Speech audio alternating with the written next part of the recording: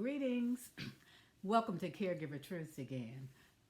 My name is Roz Tandy, which I forgot to tell you all the first time. I told you, give me grace, give me grace. But listen, this again is where we talk about the truths about caregiving. There's some wonderful things, of course, but there are also some things that caregivers, their families, individuals, organizations, even the church is not very comfortable talking about. It doesn't mean that they don't love and don't want to support the caregivers, but there are just some conversations that they are not comfortable having. Listen, I want to pick up with this topic today. How did you become a caregiver? Sometimes caregiving can just get plopped into your lap. You were living your best life, enjoying your career, enjoying your family, whatever. Then you get a call. Mama fell and broke her hip. She's in the hospital. Whoa. Not only that, now y'all are in the social worker's office at the hospital who is telling you that you have got to come up with a plan, a good plan. And that plan cannot consist of her living independently, because she needs to either be in a long-term care facility now, or she needs to be with family where somebody can give her 24/7 care. Whew, caregiving can pop right on you. Or were you in denial? You saw your grandmama almost burning the kitchen down every other day, forgetting food was on the stove. You also saw her getting lost several times, going to a church she's been driving to for 30 years. And what did y'all say? We're going to teach you how to use the GPS system. No, grandma was having some cognitive decline issues. That can't happen. That denial, we'll talk about that further as well. Sometimes families just stay in denial. They stay in denial because it's hard. It's hard when we talked about this earlier, when you have seen this person so strong who just can do all kinds of things on their own. And you can't believe that this person now is someone who doesn't remember that they got food on the stove. They don't remember how to get to a church or a place, a supermarket that they've been going to for years. But it does happen. And don't forget how often the police have been called because your dad was again walking outside butt naked, 3 o'clock in the morning, and the neighbors call, and the police have gotten involved. Let me tell you, you do not want to get the police and social service involved. You cannot be in denial. When things like this happen once or twice, you've got to take your loved ones to a doctor, to a gerontologist if they are elderly. You've got to find out what's going on. And sometimes that little clock that they ask you to draw and those 3 words they ask you to remember, sometimes that's not adequate. I am a firm believer in those of us who are 65 and over going to a senior health facility. There are a lot of them, and there's some very good ones, but I do, because they really know what is going on with the seniors as they age. They know a little bit more, than going to a weekend conference, on dementia. But in any event, we're still talking about how did you become a caregiver? And as I said, caregiving can fall into your lap at a moment's notice. In 1960, my mom, Mary Louise Marshall, had a cerebral hemorrhage. This was in 1960, and I do believe that happened on a Wednesday, Tuesday or Wednesday. But in any event, on that Friday, she died. My aunt, who lived in North Carolina, we lived in Connecticut at the time, but my aunt, who lived in North Carolina, came and got me and my siblings. There were 4 of us. My little brothers, who just had a different dad, were taken by their dad's brother and sister-in-law, and they moved to Washington, D.C. My point is this: they became instant caregivers of children that they had no idea would be coming into their lives like that. So caregiving can happen at any moment. And in our situation, my aunt, who had a very demanding job because she worked on the state level in the Department of Education in North Carolina, which allowed her, but anyway, it kept her driving around the whole state checking on schools. But anyway, that was a very demanding job. And my grandmother, her mother, had had a massive stroke that had left her paralyzed. So she was caregiving on weekends for her mom, but in the meantime, she had a village. She had cousins that came in. There were professional nurses that came in while she was gone during the week. But the interesting thing is, when we came, even as kids, I was 10 years old. That's how I learned caregiving. I watched the elders take care of my grandmother. I watched them change the sheet to do that draw sheet, and I learned how to do that. And as little as I was, I remember getting her off her bed, her hospital bed, into her wheelchair, and taking her into the bathroom. I encourage, there's a piece in here we'll do later about your villagers. And children should always be a part of your village, because what you're doing is teaching them how to take care of you if that needs to happen at some point. And it's also teaching them love and compassion for their elders, or for anyone who can't do what they used to do, or just cannot do certain things. But that really worked out. That was my first time doing caregiving at 10 years old. But it just became a part of who I am, learning to love and to take care of people. And there is a picture here. I don't know if I can get y'all to see this good. Okay, this picture right here, that is me right there. That's my grandmother in the wheelchair. That is her brother-in-law, my grandfather's brother. And this is my aunt, the one who came to get us. I, at that time, was, I think, 13 years old. That was on Christmas Day. But I find it interesting because I loved hanging with the elders. I did. And when I found that picture several years ago, I just love it. I love it. I said, yeah, that was me. I always loved hanging with my grandmama. When her friends came to visit, I always enjoyed going in, listening to them, singing those hymns, because my grandmother was a member of a primitive Baptist church in Rocky Mount, North Carolina, and it's always wonderful. But my point simply is, we have got to make sure that we allow our children to see us loving and taking care of those we say we love and that we care about. That's just really, really important. But, we're talking about how you became a caregiver. And here is something else to consider. A lot of times we become caregivers because we made a promise.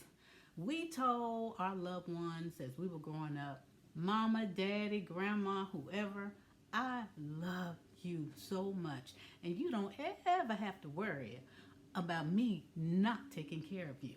I will always take care of you, and you will never have to worry about going into a long-term care facility or any place, because I'm going to be the one to take care of you.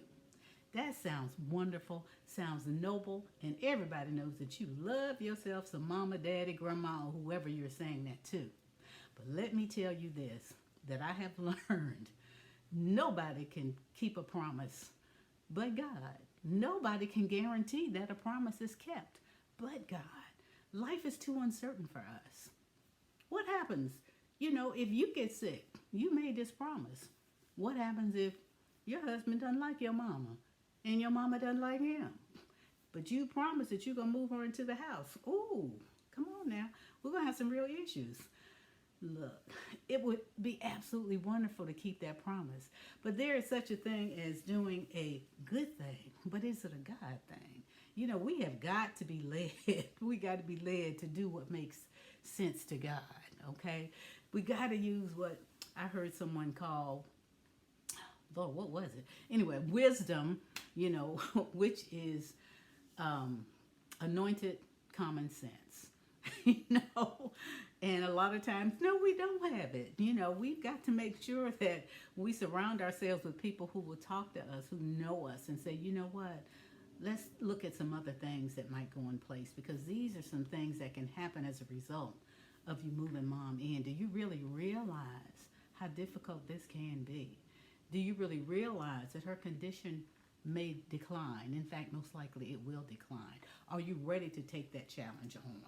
We need people in our lives who are just going to be real honest with us. It sounds noble. It sounds noble. It's wonderful. You know how people, come and hug us and pat us on the back and tell us what a great job we're doing. But we want them to get the best care. And sometimes we're not the ones to do that. Absolutely. You remember we talked about earlier, it's wonderful to be wired, but a lot of times, even if you're not wired, you still have to do it. And that's when we also pray for grace. We do pray for grace, and we got to pray for wisdom. Absolutely. But let me just share this with you. The promise that we should make to our loved ones is, you know what, Mama? I love you, and I promise you that I will do all that I can to make sure that you're comfortable, that you are well, that you have some of what you want and all of what you need. I may not be the one who can give you all of that. I've got to make sure that I'm taking good care of myself, because when I take good care of myself, I can give you all the help and the support that you need. I can do that so much better. We cannot promise that we will be the only ones to take care of someone. Life is too uncertain for us. It just is, as mortals. It's just too uncertain. But you want the best for your loved ones. So you know what? Just try to make sure that you let them know that you may not be the one, but you're going to make sure that you will do everything in your power to make sure that they are still well taken care of. That's the promise that you need to make. Absolutely. Okay. Moving right along, let me just check my notes so we can stay on point here. Hold on one second. Told y'all yesterday, y'all got to give me grace. Okay, we got that. Okay, we talked about the promise. Let's talk about what happens when nobody promises. Ooh, and that happens, y'all. That happens. And I saw this on Facebook. And I'm just going to just give you the essence of it so you get the understanding of what happens when there's nobody that makes a promise that I'll be the one to take care of you. A woman has 8 children. 8 children, 8 birthdays, 8 lunch boxes, 8 times to do all kind of things with these children. She's struggling because her husband, the father of these 8 children, he left when they were little. Left and never tried to help out. Never did a thing. She sacrificed. So here she is now in the hospital, really very ill. Then the doctor comes in and says she is going to need around-the-clock care. So I need you all to make some decisions. She cannot live independently again. And that happens so often. So here this mother is who has loved her children, who sacrificed things just so they could get their new school clothes and little Easter clothes. She's made so many sacrifices because she loves her children. There she is after the doctor says that. And she's just kind of smiling because she's saying to herself, oh, I know these children got me. They've been my blessings. So I know I don't have to worry about that. Then one of the children says, well, I know I can't do it. My house is just not going to be able to accommodate that. Another one says, I just got a promotion. Oh, there's no way. I don't have time. And still another one says, oh, well, I definitely can't do it, because my wife is not going to have that. She doesn't want to be a part of having to caregiver for anybody. And then it goes on and on. And somebody says, well, I'll help with the paperwork. I'll come by and visit. Then there is the youngest one who's struggling. She's been struggling all her life, and she's having a hard time. And she sees that her older siblings are all giving what they can't do and reasons why they can't do it.